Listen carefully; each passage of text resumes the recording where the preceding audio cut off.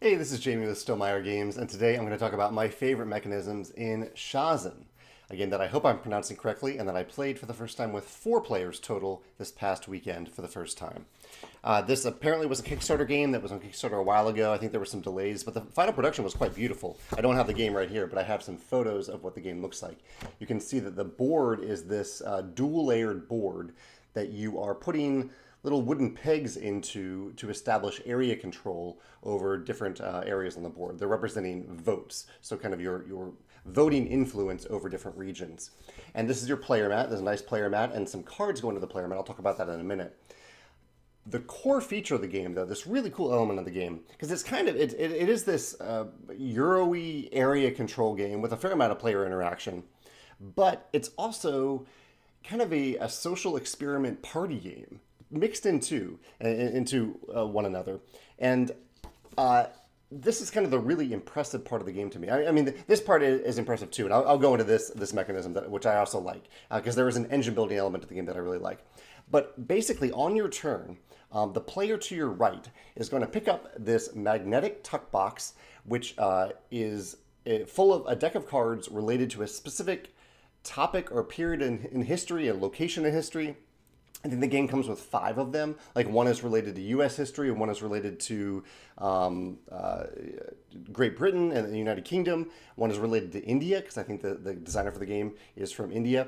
And the one that we chose to kind of separate ourselves from the real world was in the future. It's set in the future. I think 20. I don't remember the time period, but it's sometime in the future, and it has its own tuck box, its own big deck of cards. And every card has a unique question on it.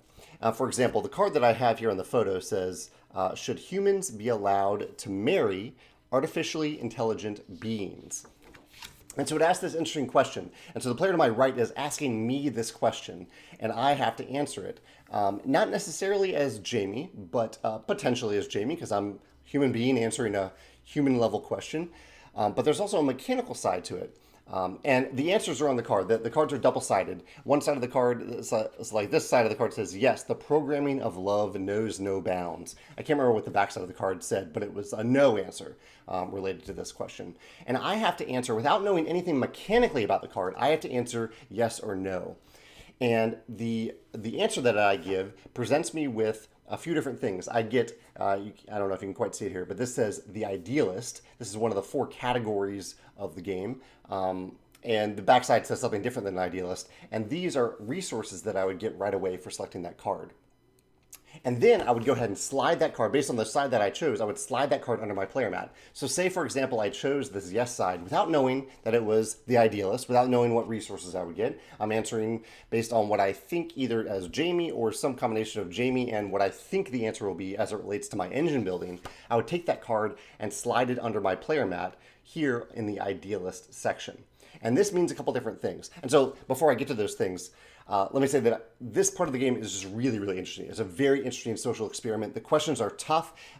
Oftentimes, you'll hear the question and you'll think, I want to answer yes or I want to answer no based on what that question is. But then you're presented with the way the game phrases the answers, which is really clever because the game doesn't make it easy. It might take kind of an obvious yes answer and show you a dark side to you answering yes. And so you're saying yes, and then there's a dark side to it. So you're like, oh, wow, I thought I was going to say yes, but I didn't consider that dark side to it. So just a really interesting, I don't know, social experiment is the best way that I can say it based on this part of the game.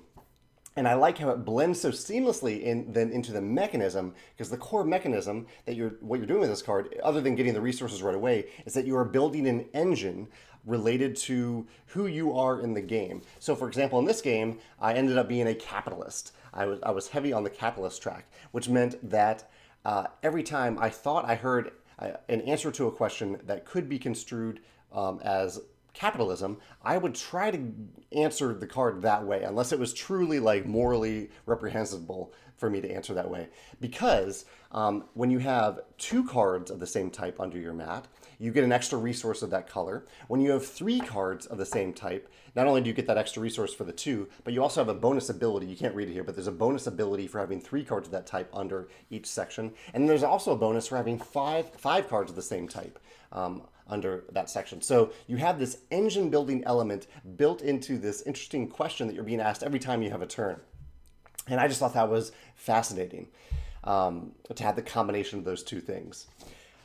It goes a little bit beyond mechanisms specifically, but I really like how this mechanism works, and that you're asking a moral question or an ethical question, but you don't really, and there's a mechanical impact for the answer, but you don't know what that mechanical impact is yet. I think this would go, I mean, this goes really well in this game. I think it would also go well in storytelling games or games with a narrative where you're being asked a question, you don't quite know the answer in terms of, you don't know the mechanical impact of the answer, but you're trying to answer from a mix of you and your character in the game. I think that would work really well, and it has worked well in other games too. But I think it's done in a really interesting way here, as well as the engine building that results from your answer to that question. So yeah, if this reminds you of any other game, that I'd love to hear your thoughts about this mechanism in the comments, or if you've played SHASN and would like to share your favorite mechanism in the game, I'd love to hear your thoughts about that in the comments as well. Thanks.